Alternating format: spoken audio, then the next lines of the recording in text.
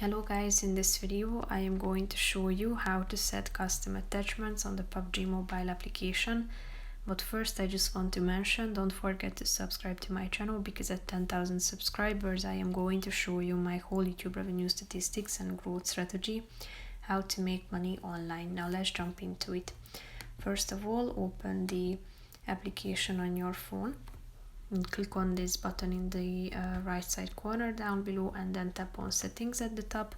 After that, click on pickup in this left side column and tap on custom attachments at the top of the screen. Then click on auto equip scope and select enable or disable. Then you can select the firearm type.